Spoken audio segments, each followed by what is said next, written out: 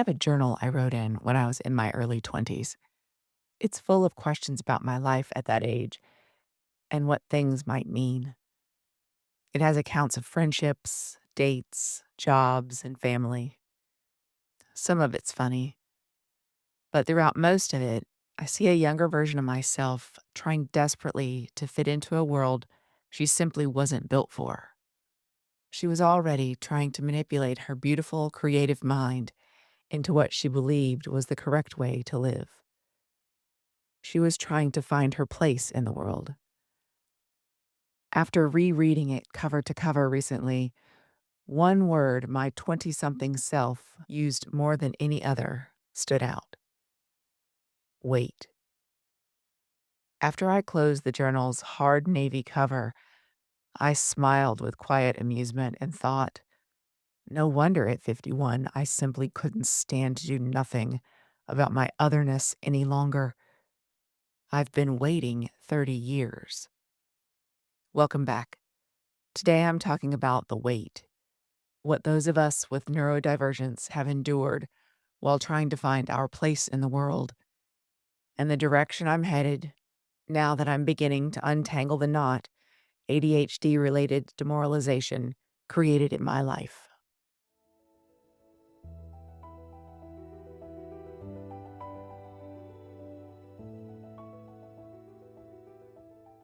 Just wait. It'll happen when it's supposed to. Words echoed generation after generation in an attempt to offer hope to impatient young people searching for their place in the world. I've spent so much of my life searching for the place that feels like it's mine, really mine, a place where a mask isn't required and who I am is enough. More often than not, I've settled for good enough or almost right places, just to have some sense of stability and normalcy. The contortion it takes to make those places work always grows tiring, and eventually, a new place has to be sought out. The wake of my life is strewn with friendships, relationships, jobs, and hobbies, all discarded once it became clear that my authenticity still wasn't truly recognized. It will happen statements have always felt incredibly ambiguous to me. They don't give me anything solid to hold on to. And for a neurodivergent mind that craves clarity, that kind of ambiguity can drive you mad.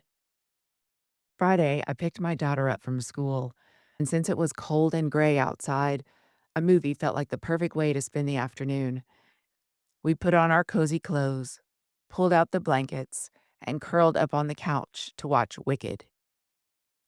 As we sat there pointing out which of Galinda's outfits we loved most, I realized how deeply I related to Elphaba. She was different from the start, and no matter how hard she tried, no matter how much she wanted it, nothing was ever going to change who she was. She was strong, she was smart, she was talented, and still, she wasn't understood. She wasn't heard.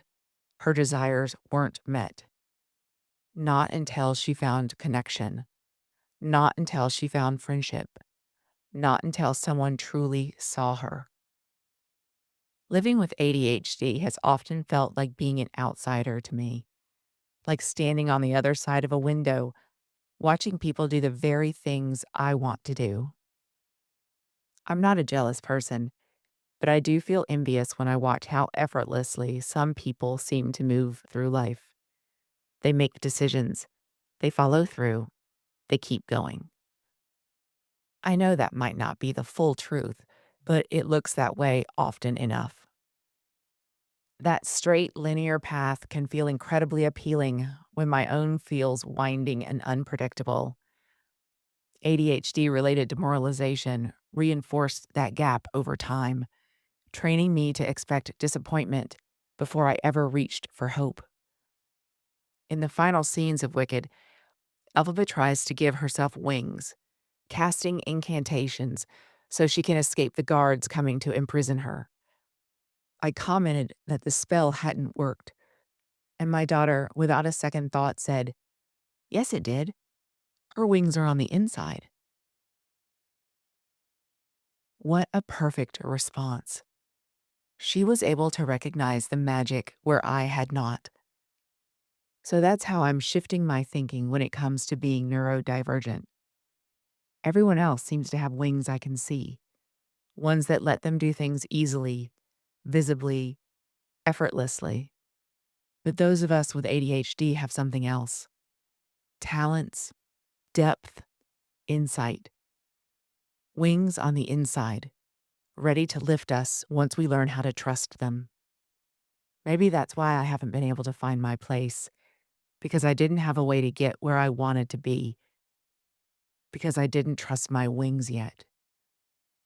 Wouldn't that be apropos that to get me where I want to go, I needed to find my own strength and recognize that my worth was in sharing my differences with the world instead of covering them up? Creating a place where the next generation of neurodivergent minds can belong without masking, apologizing, or shrinking feels like the work I was meant to do. I'll be back next time to talk about what comes after waiting, when belonging stops being a question and becomes a choice. Until then, give yourself grace. You've been listening to Demoralized with Molly Kellogg-Schmauch.